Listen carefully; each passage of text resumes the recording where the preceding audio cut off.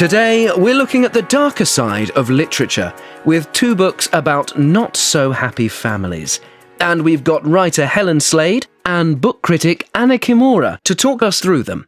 First up, we're looking at Her Mother's Daughter by Alice Fitzgerald, a novel written from two points of view, one of a child and the other of her very troubled mother. Helen, I have to be honest, I found this one hard to read.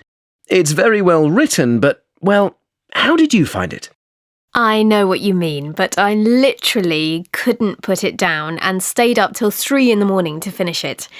There's something about immersing yourself in a family this flawed, this damaged, that's compelling. You'd never want to be in that family yourself, but that's what reading is about, isn't it? Wearing someone else's shoes for a while without ever having to live their reality. You surprise me. The families in your own books are a million miles away from this one.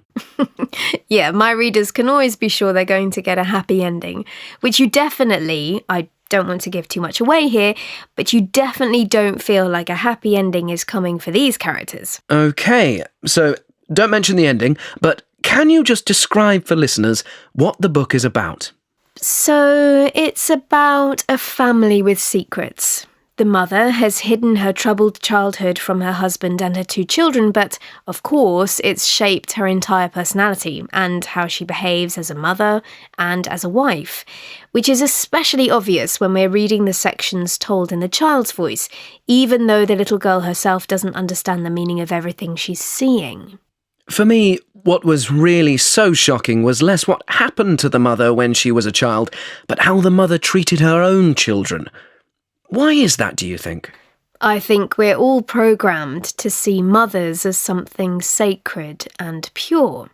As a child, she was mistreated by her father, and in some ways, we're not that shocked by that, which is a sad thing in itself. And her own mother didn't help her. As a reader, we're less affected by that, I think, because that part of the story is revealed to us in the mother's voice, the adult voice. But the reason the way she treats her own child is so much more shocking is that the child is telling us about it, and we sympathise with her. It's very clever how the author plays on our natural instincts to protect a child. Though we do feel sorry for the mother too. Or at least I did. It's hard not to. She's trapped in her own unhappiness. And we're trapped right there with her as the reader.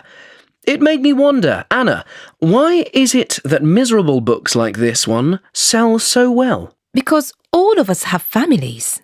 I suppose the books play out things we all see in much smaller ways in our own family lives. The other hard-hitting book this week is We Need to Talk About Kevin by Lionel Shriver. Now, there's a family who have a problem. They definitely do.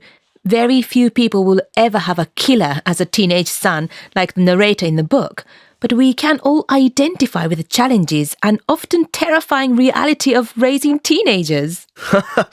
So, can you give us the lowdown on Kevin then, Anna? This book is written from the point of view of the mother. In letters she's writing to her husband, Kevin's father.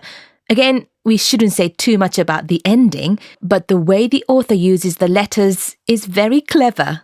I have to admit, I really enjoyed this book. It's a difficult topic, but it was much easier to read than Her Mother's Daughter. As Helen said before, it's about the voice of the narrator. There's no child's voice, and in this story, the victims in many ways are the adults. Though, of course, Kevin's sister is a victim of her brother's evil. Yes, and the idea of where evil comes from is a theme that comes out in both books. If you choose to call it evil, that is, I prefer to describe it as a complete lack of empathy. The mother in Her Mother's Daughter had a terrible childhood, but Kevin's from a happy home and good parents. Is he, though? The mother often admits she found motherhood hard. Aren't we supposed to think she might have caused Kevin to turn out the way he does?